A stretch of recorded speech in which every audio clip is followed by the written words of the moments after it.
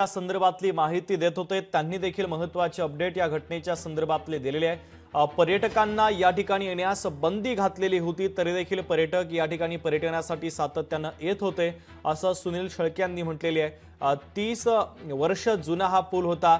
मध्यंतरीच्या काही कालखंडामध्ये 2-3 वेळेस दुरुस्तीचं काम देखील केलेलं होतं, अशी माहिती देखील सुनील शेळके यांनी माध्यमांशी बोलताना दिलेली आहे।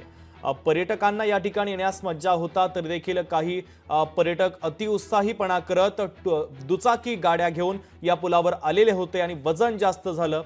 100 पेक्षा अधिक पर्यटक या पुलावर त्यावेळेस उपस्थित होते आणि वजन जास्त झाल्यानं या पुलाची क्षमता तेवढी नव्हती आणि पर्यायी हा पूल कोसळलेला आहे आणि तो थेट खाली नदीमध्ये कोसळला। नदीला प्रवाह पाण्याचा होता आणि त्यामध्ये हे सगळे पर्यटक आता वाहून गेलेले आहेत।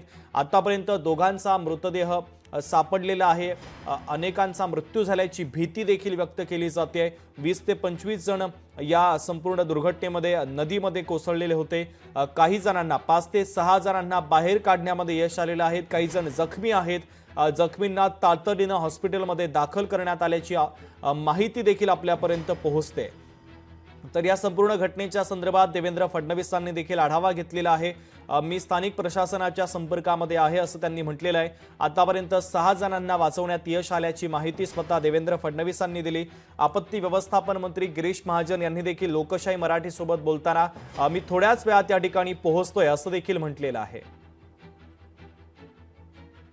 दरम्यान या दुर्घटनेच्या संदर्भात आदित्य ठाकरे यांनी देखील एक पोस्ट केलेली आहे, आपण पाहूयात।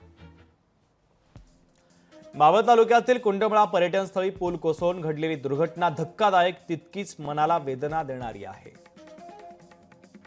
दुर्घटनेमध्ये इंद्रायणी नदीमध्ये वाहून गेलेल्या पर्यटकांना वाचवण्यात बचाव पथकाला यश मिळू दे, सर्वजण सुखरूप असू देत, हीच ईश्वर चरणी प्रार्थना। तर आदित्य ठाकरे यांनी एक पोस्ट केलेली आहे, ती देखील आपण पाहिलेली आहे। स्थानिक प्रशासनाच्या माध्यमातून देखील आता प्रयत्न केले जात आहेत आणि आता पुढच्या काही वेळामध्ये अंधार देखील पडणार आहे, त्यामुळे आता कशा पद्धतीची सोय केली जाते, कारण 20 ते 25 पर्यटक हे वाहून गेलेले आहेत। पैकी काहीच लोकांना बाहेर काढण्यात यश आलेलं आहे। त्यातील 2 जणांचे मृतदेह हाती लागलेले आहेत। काही पर्यटक जखमी अवस्थेमध्ये बाहेर काढण्यात आले, तर काहींना सुखरूपपणे वाचवण्यात यश आल्याचं कळतंय। मात्र अनेक पर्यटक बेपत्ता झालेले आहेत। त्यांचा शोध कार्य आता या पाण्याच्या प्रवाहामध्ये आता NDRFच्या टीमच्या वतीने केलं जात आहे। लोकशाही मराठी ऐका, पहा, जागरूक रहा।